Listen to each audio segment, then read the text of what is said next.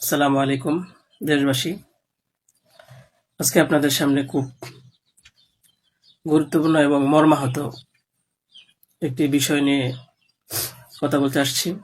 আমি কথা বলতে পারতেছি না, অসুস্থ। তারপরেও যদি কিছু না বলি তাহলে আপনারা হয়তো আমাকে সন্দেহ করতে পারেন। তাই আমি আমার কিছু কথা আপনাদের সাথে শেয়ার করার প্রয়োজন মনে করলাম। তো বিষয়টা হচ্ছে যে আপনারা দেখতে পাচ্ছেন যে সামাজিক যোগাযোগ মাধ্যমে আমাকে নিয়ে একটা বিষয় ভাইরাল হয়েছে।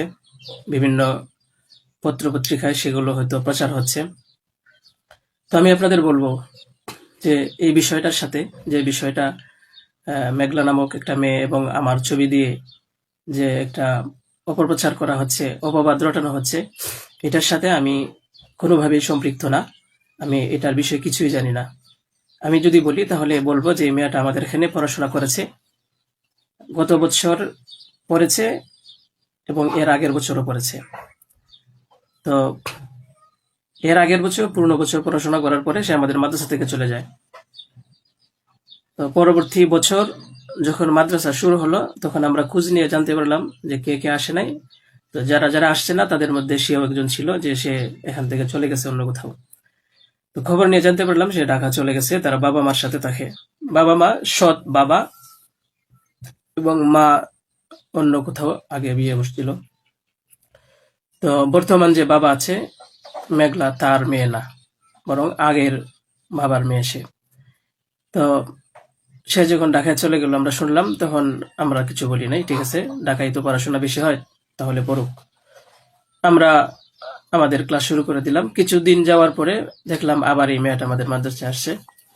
তো আসার পরে জিজ্ঞাসা করা হলো যে কেন, কি অবস্থা, কোথা থেকে আসছো? সে বললো যে ঢাকায় চলে গেছিলাম, এখন নানা ভাই জোর করে নিয়ে আসছে আমারে। আমি আসতে চাইছিলাম না, আমাকে জোর করে নিয়ে আসছে নানা ভাই। দেশবাসী, আমি আপনাদের সাথে শুধু এই কথাটাই বলতে চাই যে যে মেয়েটা এখানে আসতে চাইছিল না, চাচ্ছিল না, তাকে কেন জোর করে আনা হলো? তাকে জোর করে আনার পিছনে কি কারণ ছিল বা তার কি স্বার্থ ছিল? পরবর্তীতে আমরা এটাও জানতে পারি যে এই মেয়েটা তার এই নানার সাথে রাতের বেলা ঘুমায়। সে নিজেই বলছে।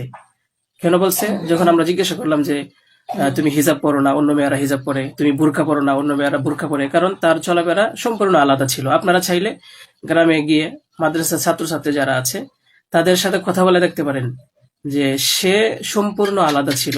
তার কোনো কিছুই আমাদের কমনের ভিতরে ছিল না, আমরা তাকে কন্ট্রোল করতে পারতেছিলাম না।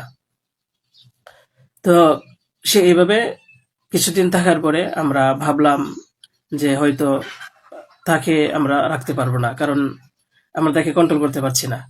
হয়তো মেয়েটা অন্য কোথাও গিয়ে যদি কন্ট্রোলে থাকতে পারে, পড়াশোনা করে, তাহলে এটা তার জন্য ভালো। তাই আমরা তার গার্জেনের কাছে বললাম, তার মাকে আমরা বুঝাইয়া বললাম।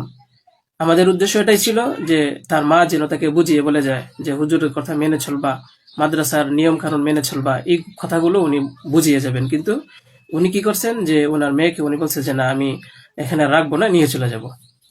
তো আমাদের এখান থেকে প্রায় ৫-৬ মাস আগে আমাদের মাদ্রাসা থেকে নিয়ে চলে গেছে। হয়তো পরবর্তীতে খবর নিয়ে জানতে পারলাম সিলেটে যেখানে উনি থাকে সেখানে নিয়ে গেছে। তো নিয়ে যাওয়ার পরে আহ, এখন কিছুদিন আগে আবার আসছে, এসে বলতেছে যে এই দুর্ঘটনা, যে খুব বড় সমস্যা।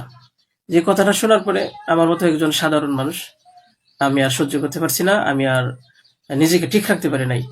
আমি একেবারে অসুস্থ হয়ে পড়ছি। কারণ আপনারা হয়তো জানেন যে অনেকেই, আমার ফ্যামিলি আছে, আমার বাচ্চা আছে, আমার বিবি সাহেব আছে, আমার আত্মীয় স্বজন আছে। আপনারা বলুন তো, আমার নামে যে বিষয়টা প্রচার হচ্ছে, এটা আমার ফ্যামিলির লোকেরা দেখে আমাকে কি বলছে, কি ভাবছে? আপনারা সঠিক তদন্ত করুন। আমি কখনোই দেশের আইনের প্রতি অবাধ্য না, আমি শ্রদ্ধাশীল। দেশের আইন আছে, সে আইন সঠিক অপরাধী যে, তাকে খুঁজে বের করবে। আপনারা অপরাধী খুঁজে বের করার আগেই যদি আমাকে অপরাধী বানিয়ে ফেলেন, তাহলে তো আসল অপরাধী পার পেয়ে যাবে, আসল অপরাধী তো ছাড়া পেয়ে যাবে।